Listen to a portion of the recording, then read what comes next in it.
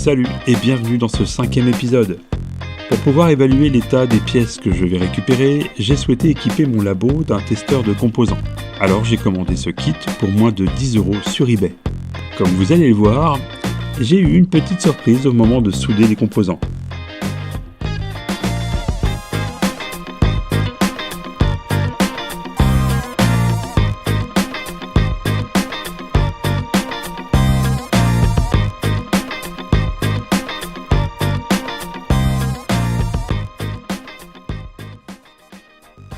Comme d'habitude, je commence par déballer le kit dans une boîte pour ne perdre aucune pièce.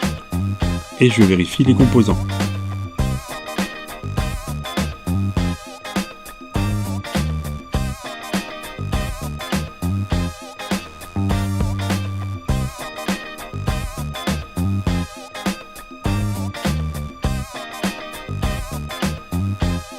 J'inspecte le circuit imprimé. Il est en époxy avec vernis épargne rouge et les trous sont métallisés.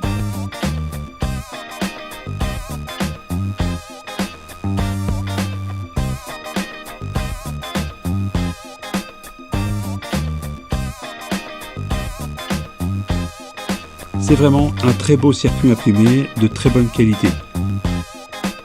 Évidemment, vous vous en doutez, je débute par les résistances. Le principe reste toujours le même. Le montage se fait des composants les plus petits aux composants les plus grands.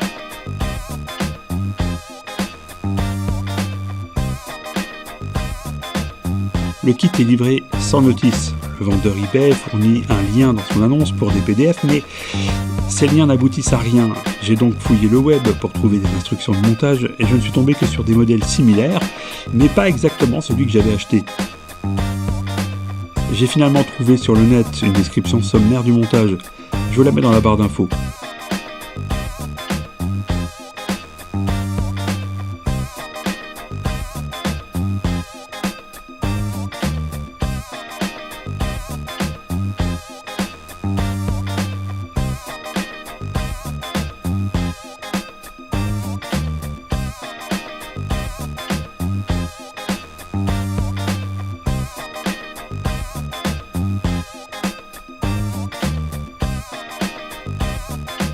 Comme c'est une plaquette à trous métallisés, la soudure est un petit peu plus délicate à réaliser que sur une platine standard. En effet, la soudure a tendance à fuir de l'autre côté par effet de capillarité, du fait que le trou est métallisé. Il ne faut donc pas trop chauffer et apporter peu de soudure, sous peine de la voir déborder du côté composant.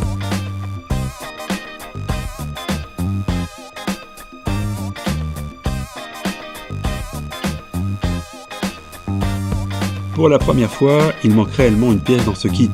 Une résistance de 3,3 kΩ est absente. J'ai donc puisé dans mon stock pour la remplacer. C'est intéressant d'avoir toujours un peu de composants d'avance pour faire face à ce genre de soucis. D'ailleurs, je ferai certainement une vidéo sur les petits stocks de pièces utiles quand on monte des kits.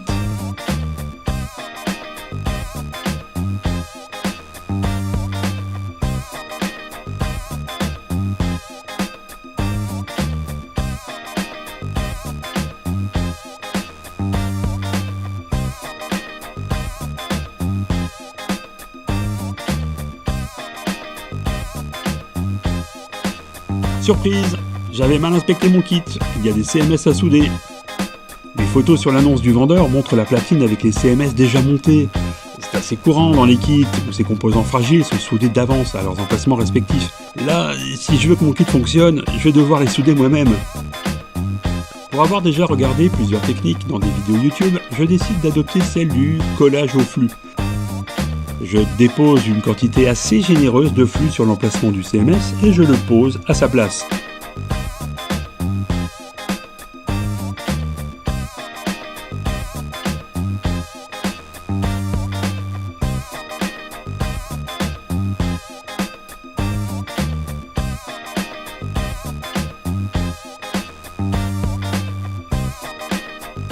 Maintenu par le flux pâteux, je peux plus facilement souder rapidement un côté pour l'immobiliser, pour ensuite souder l'autre côté et revenir enfin sur la première soudure qui ne servait que de fixation.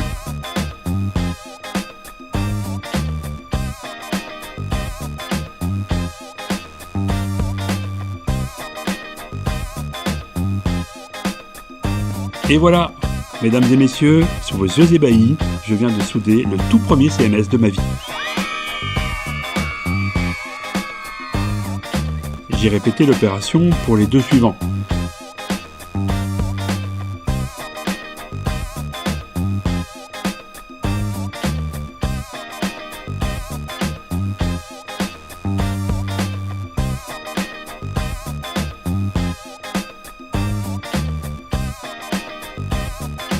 D'ailleurs, malgré leur toute petite taille, je n'ai absolument pas pensé à changer la panne de mon fer.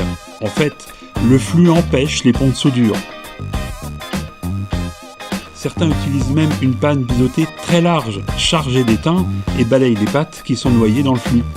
Et ça marche impec. Une fois les CMS soudés, je nettoie avec un petit peu d'alcool pour enlever les restes de flux. Ça sera plus propre et ça va me permettre de mieux observer sous la loupe.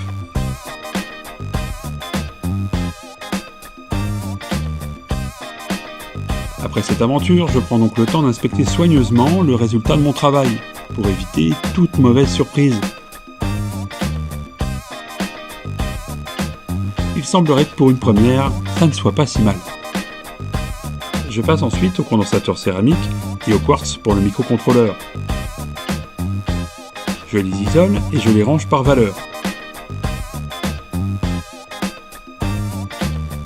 Il ne reste plus qu'à les mettre à leurs emplacements respectifs. Même sans schéma, c'est assez simple, puisque le circuit imprimé comporte une sérigraphie avec le symbole des composants et leurs valeurs.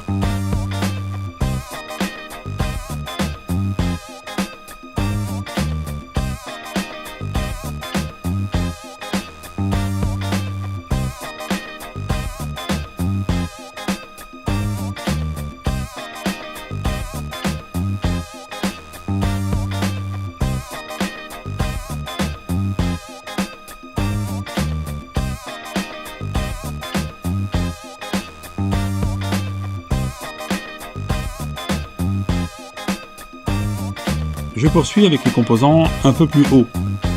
Transistor, condensateur électrochimique et support pour le microcontrôleur.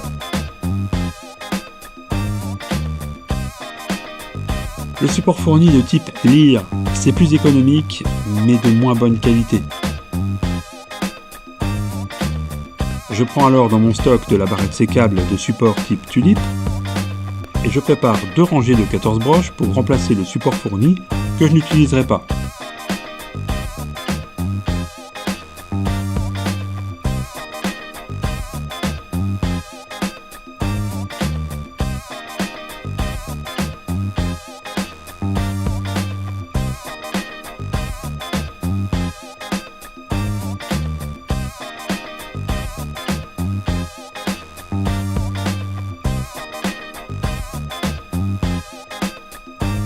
La polarité des condensateurs est bien indiquée et la silhouette des transistors ne laisse aucune place au doute dans leur positionnement.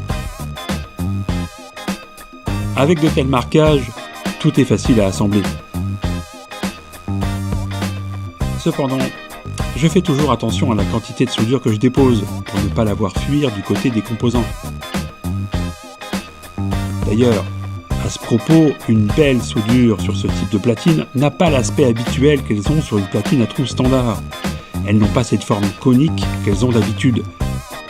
À la place, elles se contentent de remplir l'espace entre le trou et la patte du composant et affleurent la surface du circuit imprimé ou dépassent très légèrement. C'est au tour des pièces les plus hautes d'être assemblées.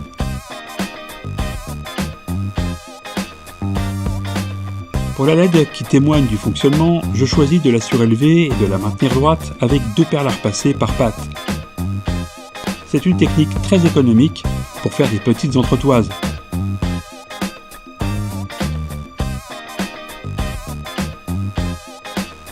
Comme ces perles sont destinées à fondre avec la chaleur d'un fer à repasser, il faut souder la LED très rapidement et ne pas s'appesantir, sous peine de la voir s'effondrer sous la chaleur.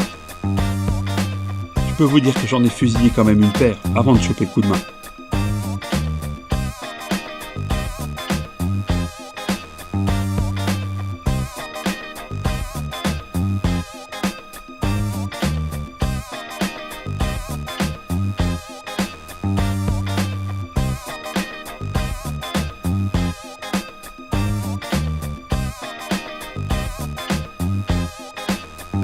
Connecteur d'alimentation, bornier, encodeur rotatif, support ZIF n'ont posé aucune difficulté particulière.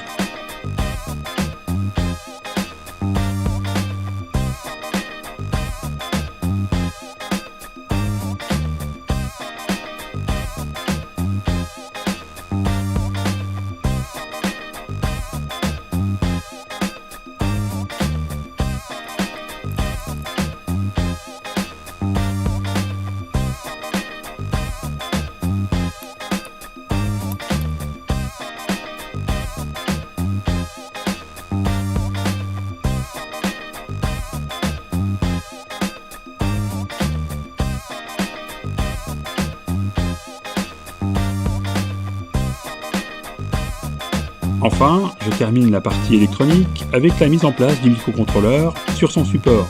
Je fais attention au sens en alignant l'encoche du circuit intégré avec la sérigraphie de la platine.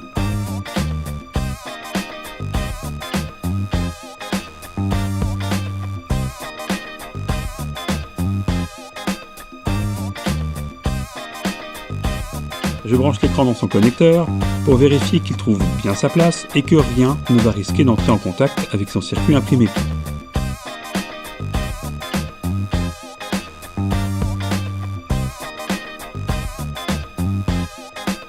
Le kit est fourni avec des entretoises en laiton. 4 servent de pied pour la platine et 2 soutiennent l'afficheur du côté opposé au connecteur.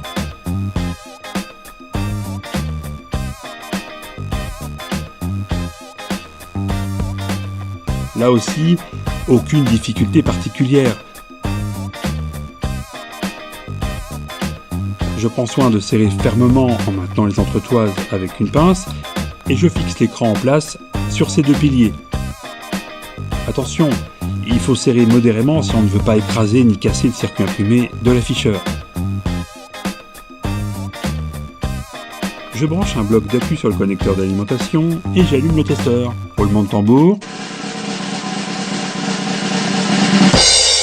Et voilà, ça fonctionne.